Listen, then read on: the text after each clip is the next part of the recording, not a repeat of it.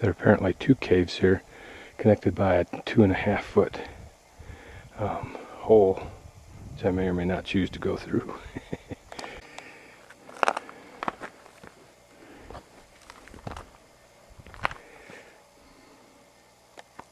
I wonder if these little side scoop outs were the result of the lava taking a turn, because you notice this cave comes from here left to right just perfectly right now and does a really sharp left turn right here, it looks like.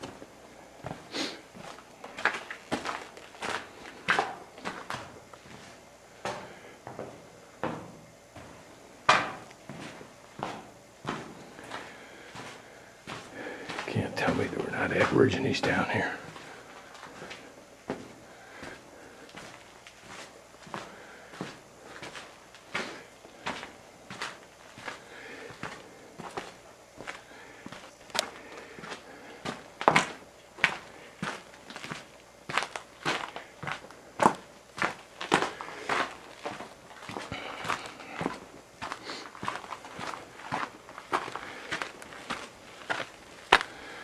My guess is this was built by CCC. This cave went off to the right. Where it goes, I don't know. I can feel heat right here. A lot of heat. That's interesting. And here you can see where this part here fills with water that just drains down through this opening and then melts off in the wintertime or summertime. Just keeps going and going and going. Amazing. Look at that. Boy, you could get lost in through there. Wow, and there's no markers.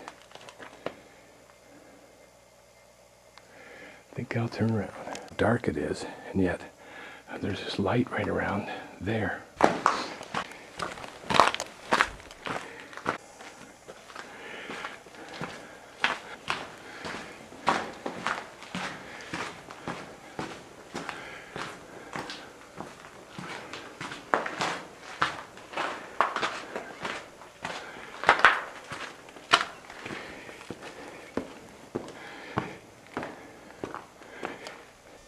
Panning to the left, which is almost to the south-southeast, I can see almost 17 cinder cones. 1, 2, 3,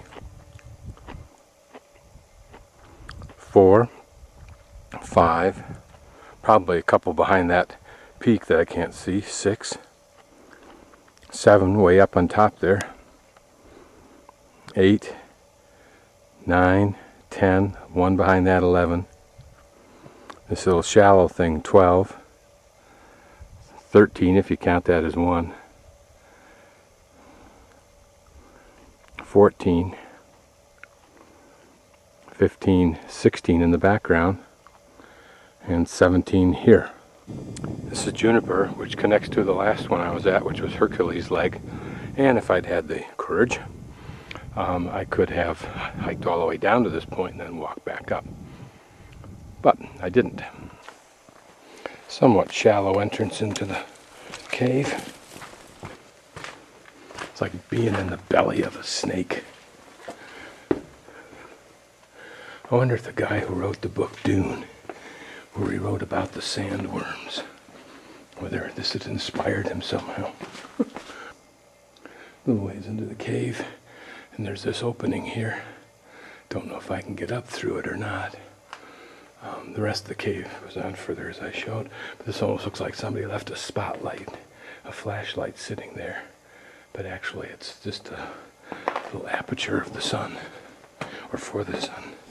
That's the hole I came out of, and presumably the cave I was looking down is over here, and that this is just another pathway through it, but you can't tell unless you actually walk it, because these things, as we already learned, there are multiple tunnels down here.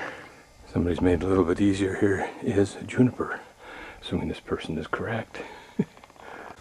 How small and benign that hole looks. Yet it opens right into that cave system. This is Sentinel Cave, which has obviously two entrances. The upper entrance, which we're at, and the lower entrance. And apparently it's an easy walk the whole length. Although the side passages tend to be steep and a little gnarly to get up and down, but side passages would scare me. Can't tell what kind of bird that is. Anyway, this is the entrance into Sentinel Cave.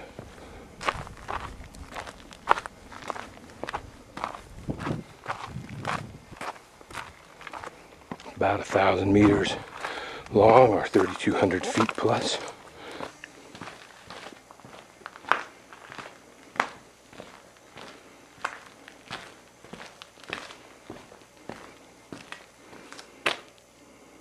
Ooh, that's interesting. Maybe older tubes.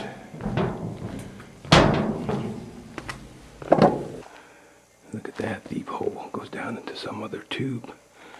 And no doubt some earlier time. Isn't that fascinating? Wow.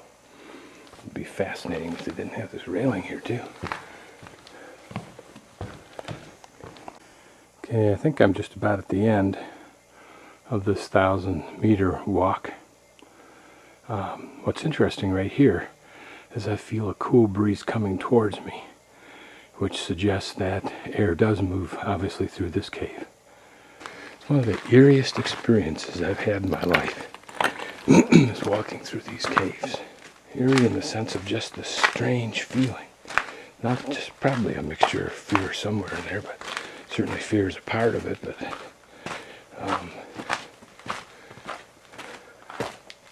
seems so unnatural, so unusual. I guess I'm not at the end. This is just an opening up here.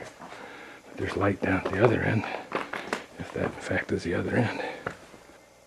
You couldn't climb out. Logical place for something to fall into this place from. One of the fears I have, I think, is the fear of fear itself. The fear of having some kind of panic attack. Because I've had that out in the Yukon in a very precarious position. Had it when I was in a submarine once. Obviously I survived and had it. Mild one up in Zion on one of the trails where you use a cable to keep yourself from falling off the foot-wide trail that goes around the face of solid rock. Somewhere back up there is the van.